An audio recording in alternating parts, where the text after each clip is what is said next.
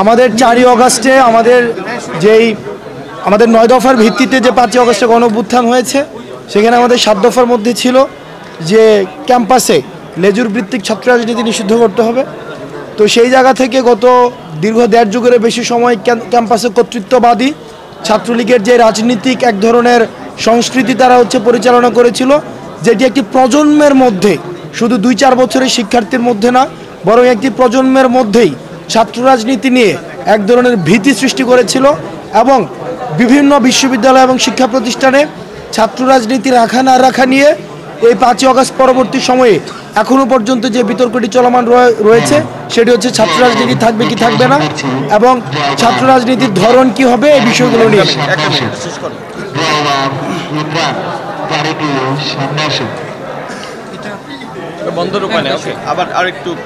আমরা আজকে আমাদের যে মিটিংটি হয়েছে, আমাদের সেটি হচ্ছে যে গত সপ্তাহের মিটিংয়ের ফলো আপ।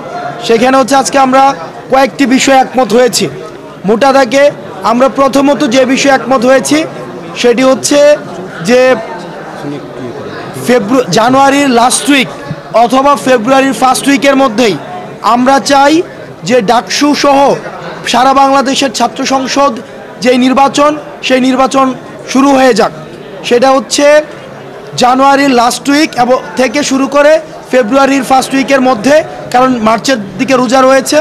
আমরা চাই জাতীয় নির্বাচনের পূর্বেই এই যে ছাত্র সংসদ এবং ডাকসু যে নির্বাচন, সেই নির্বাচনটির মধ্য দিয়েই এই অন্তর্বর্তীকালীন সরকারের যে নির্বাচন বা ছাত্র প্রতিনিধিত্ব নিশ্চিত করা এবং জাতীয় রাজনীতি তথা ছাত্র যে আমাদের দেখেছেন এই গণ অভ্যুত্থানটি ছাত্রদের নেতৃত্ব হয়েছে, এই ছাত্রদের নেতৃত্বকে লেজিটিমাইজ করার জন্য এবং ছাত্রদেরকে আমাদের দেখা গিয়েছে কি দীর্ঘ সময় আমাদের এই যে ডাকসু ইলেকশন বন্ধ করে রাখা হয়েছিল, পরবর্তীতে 2018-তে হয়েছে, সেটিও এক ধরনের কন্ট্রোলড ইলেকশন ছিল।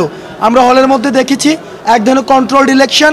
সেই জায়গা থেকে, সেই চর্চা থেকে বেরিয়ে এসে আমাদের জাতীয় নির্বাচনের পূর্বেই এই ছাত্র সংসদ নির্বাচনটি আমাদের জানুয়ারির লাস্ট উইক অথবা ফেব্রুয়ারির ফার্স্ট উইকের দিকেই হয়ে যাওয়ার জন্য আমাদের সকল ছাত্র সংগঠনগুলোই আজকে একমত হয়েছে। দ্বিতীয়ত সেটি যে আমাদের যেই পূর্ববর্তী যে রাজনীতির ধারা ছিল, যে আমরা দেখেছি যে হল দখল করা, সিট বাণিজ্য, ক্যাম্পাসে শোডাউন পলিটিক্স, গ্যাস্ট্রোম গণরুম কালচার, শিক্ষক পলিটিক্স, শিক্ষকরা দেখা গিয়েছে যে তারা ফুল টাইম পলিটিশিয়ান আর হাফ টাইম টিচার। তারা বেশিরভাগ ক্ষেত্রে যতটা না শিক্ষকতা করেছে তার থেকে বেশি পার্টি পলিটিক্স নিয়ে ব্যস্ত থেকেছে। সেটির কারণে ছাত্রদের যে দাবিগুলো, সেই ছাত্রদের দাবিগুলো কিন্তু প্রাধান্য পায়নি, যার কারণে শিক্ষার্থীদের থাকার জায়গাকে কম্প্রোমাইজ করে ক্যাম্পাসে বড় বড় ইমারত উঠেছে কর্মচারী এবং শিক্ষকদের জন্য, কিন্তু ছাত্ররা সেখানে রাস্তায় বারান্দায় সেখানে ঘুমাতে হয় এবং মৃত্যুর কোলে ঝুঁকে পড়তে দেখা গিয়েছে। সুতরাং সিট সমস্যার সমাধানে এই বিষয়গুলো নিয়ে কথা হয়েছে এবং এই অতীতের রাজনীতির যে নেতিবাচক দিকগুলো, সেই দিকগুলো নিয়ে আমরা একমত হয়েছি এবং সেগুলো সংস্কার করে কিভাবে লেজুর বৃত্তিহীন ক্যাম্পাসে ছাত্র সংসদ ভিত্তিক রাজনীতি চালু করা যায়, যেখানে শিক্ষার্থীদের প্রতিনিধিত্ব নিশ্চিত থাকবে, সেগুলো নিয়ে আজকে আলোচনা করা হয়েছে। আমাদের শেষ হয়নি, আরেকটা সিদ্ধান্ত, আরেকটা ভাই আপনি আরেকটা সিদ্ধান্ত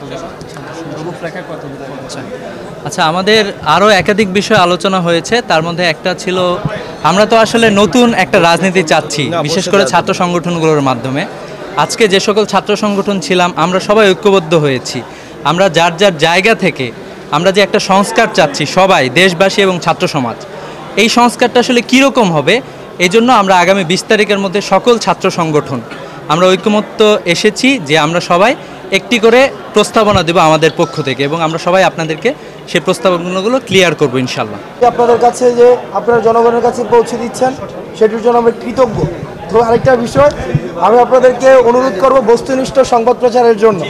যেমন গতকাল যেটা হয়েছে, গতকাল কিন্তু সারা দেশে এক ধরনের একটা মিস ইন্টারপ্রিটেশন হয়েছে, যেখানে বলা হয়েছে যে আপনারা যদি সুযোগ থেকে এটা প্রচার করেন, কারণ অন্তত এটা ছাত্রদের কাছে যে আমাদের একটা বিশ্বাসযোগ্যতা বা গ্রহণযোগ্যতা রয়েছে, সেটির মধ্যে কিন্তু ছাত্ররা আমাদের কাছে গ্রহণযোগ্যতা রাখে, সেই জায়গা থেকে তারা আশাহত হয়।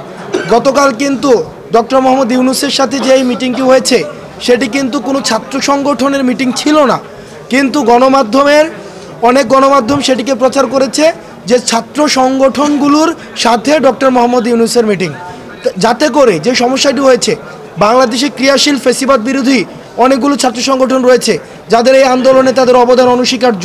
সুতরাং আমরা তাদেরকে বাদ দিয়ে যদি আমরা ডক্টর মোহাম্মদ ইউনূসের সাথে আমরা কোনো মিটিং করতে যাই, এই জিনিসটি হচ্ছে খুবই দৃষ্টিকটু।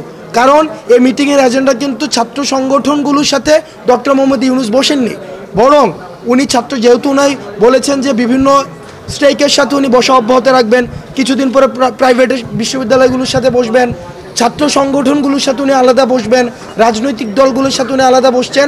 গতকাল যারা জুলাই গণঅভ্যুত্থানে ডিবিতে তুলে নিয়ে গিয়েছিল এবং যারা নেতৃত্ব বর্তমানে রয়েছে নতুন অর্গানোগ্রাম, আমরা কনসার্নগুলো জানাতে তাদের কাছে গিয়েছিলাম, যে রিসেন্ট যে কনসার্নগুলো, কিন্তু মিডিয়াতে যেটি এসেছে সেটি হচ্ছে যে ছাত্র সংগঠনের সাথে আলোচনা করা। তা আমরা অনুরোধ করব যদি আপনাদের জায়গা থেকে সুযোগ থাকে এই জিনিসটা প্রচার করার। আর দ্বিতীয়ত আমরা খুবই দুঃখিত যে আপনাদেরকে এতক্ষণ অপেক্ষা করানোর জন্য। ভবিষ্যতের যে মিটিংগুলো হবে সেগুলো যতটা সম্ভব প্রিসাইজ করে আপনাদেরকে আপডেট রাখার আমাদের সর্বোচ্চ প্রচেষ্টা থাকবে। এবং পর্যাপ্ত চেয়ার না থাকায় কিছু সাংবাদিক